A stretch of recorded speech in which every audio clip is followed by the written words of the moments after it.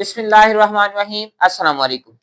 Last lecture में हमने देखा था कि एम्पिरिकल फार्मूला क्या होता है।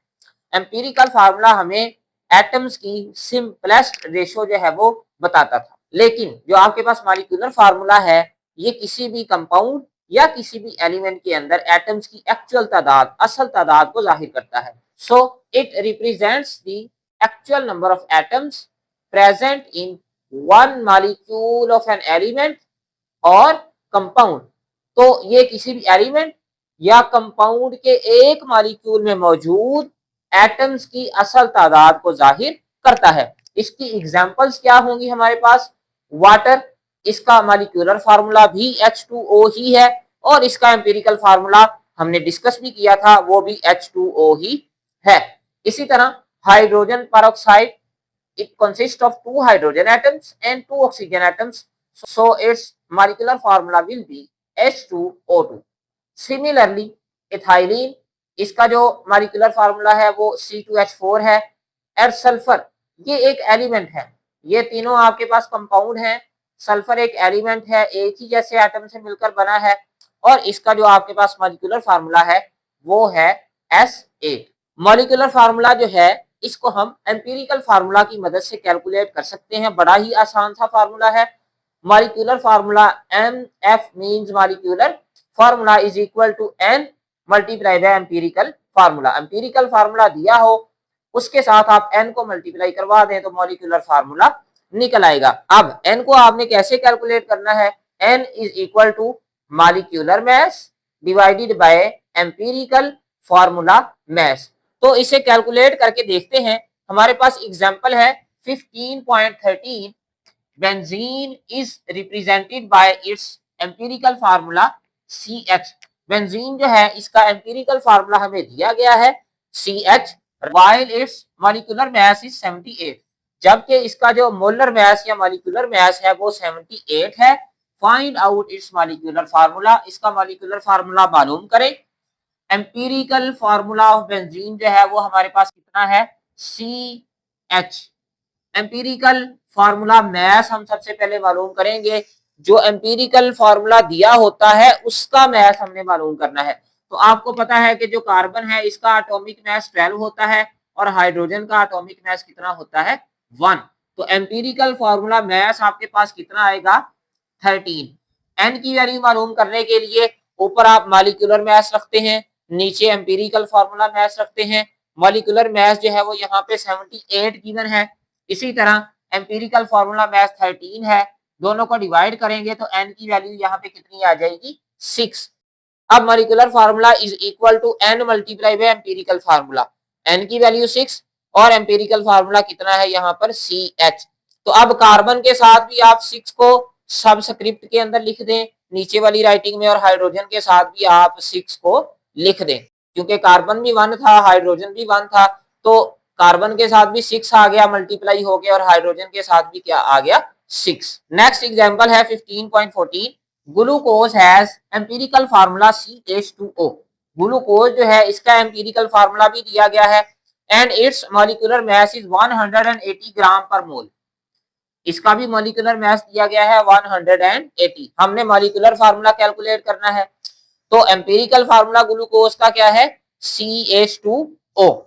हम एम्पिरिकल फार्मूला मास कैलकुलेट कर लेते हैं। कार्बन का मास आपको पता है कि 12 होता है, हाइड्रोजन का मास 1 है, लेकिन यहाँ पे 2 हाइड्रोजन है तो मास 2 हो जाएगा। इसी तरह ऑक्सीजन का 16, इनको ऐड करेंगे तो एम्पिरिकल फार्मूला मास आपके पास कितना निकल आया? 30। एन जो है इसको मालूम करेंगे। ऊपर जो है वो मॉलिक्यूलर मास 180 रखेंगे, नीचे जो है वो एम्पिरिकल फार्मूला मास, दोनों को डिवाइड करेंगे। एन की वैल्यू यहाँ पर भी कितनी निकल आई? 6। Molecular formula is equal to N multiply by empirical formula. N की वैल्यू 6 है, एम्पिरिकल फार्मूला क्या है? CH2O। तो 6 कार्बन के साथ मल्टीप्लाई होगा तो C6 हो जाएगा। हाइड्रोजन क्योंकि 2 हैं तो 6 2s आर 12, और इसी तरह ऑक्सीजन जो है वो 6। तो ये आपके पास इसका मॉलिक्यूलर फार्मूला निकल आया ग्लूकोज का। अब हम डिस्कस करते हैं quick check 15.6। An unknown hydrocarbon contains 85.71% carbon. एक कोई भी आपके पास अननोन हाइड्रोकार्बन है, आपको उस हाइड्रोकार्बन का पता नहीं है, उसके अंदर कार्बन की जो परसेंटेज है वो है 85.71%। इट्स मोलर मास इज 84 ग्राम पर मोल। मोलर मास भी दिया गया है और आपने क्या करना है, कैलकुलेट करना है मॉलिक्यूलर फार्मूला। देखिए यहां पर आपको एम्पिरिकल फार्मूला ही नहीं दिया गया, तो सबसे पहले हम यहाँ पर एम्पिरिकल फार्मूला कैलकुलेट करेंगे और फिर उसकी मदद से हम मॉलिक्यूलर फार्मूला जो है वो कैलकुलेट करेंगे। हमने पिछले टॉपिक के अंदर परसेंटेज की मदद से एम्पिरिकल फार्मूला जो है वो कैलकुलेट करना सीखा है, लेकिन यहाँ पर भी मैं आपको साथ साथ स्टेप बाय स्टेप गाइड करता हूँ। परसेंटेज कार्बन की दी गई है, दैट इज 85.71%। परसेंटेज को हम जो है वो ग्राम के अंदर सबसे पहले कन्वर्ट कर लेते हैं, तो जितनी परसेंटेज होती है उतनी ही ग्राम के अंदर लिख देते हैं। तो 85.71 ग्राम जो है ये कार्बन का मास बन गया। अब आप गौर करें कि हमारे पास जो अननोन कंपाउंड है ये एक हाइड्रोकार्बन है, यानी कि ये दो एलिमेंट से मिलकर बना है, कार्बन से और हाइड्रोजन से। तो दूसरे एलिमेंट की परसेंटेज हमें नहीं दी गई, हाइड्रोजन की। हम कैसे कैलकुलेट कर सकते हैं परसेंटेज ऑफ हाइड्रोजन? देखिए दो ही एलिमेंट हैं, अगर एक एलिमेंट आपके पास 85.71 ग्राम है तो बाकी जो बच जाएगा वो आपके पास क्या होगा, हाइड्रोजन। तो अगर हमारे पास टोटल जो है वो 100% है तो उसमें से हम कार्बन का जो मास है परसेंटेज में वो माइनस कर देंगे, तो हमारे पास हाइड्रोजन की परसेंटेज आ जाएगी 14.29%।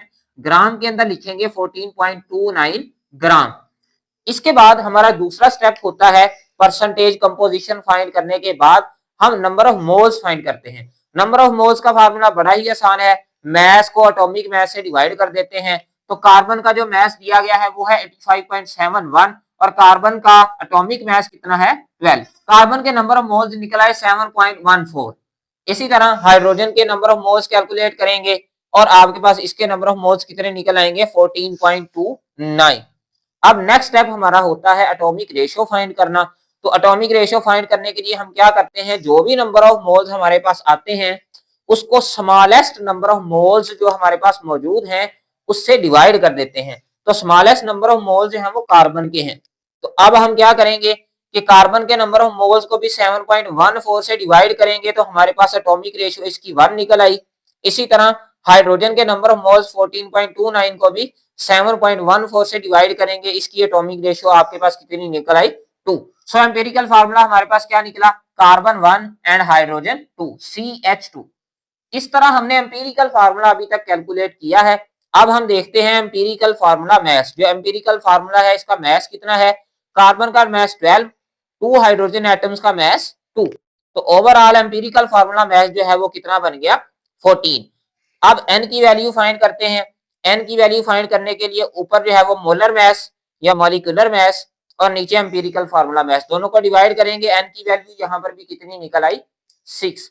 n की वैल्यू हम जो है वो फार्मूला के अंदर पुट करते हैं, तो मॉलिक्यूलर फार्मूला हमारे पास क्या होगा, n multiply by empirical formula. n की वैल्यू 6, एम्पिरिकल फार्मूला कितना है, CH2। तो हमारे पास C6 हो जाएगा और 6 2s are 12 हाइड्रोजन हो जाएंगे। तो ये इसका आपके पास आ गया molecular formula. So that was all about today's lecture. For today, thank you very much.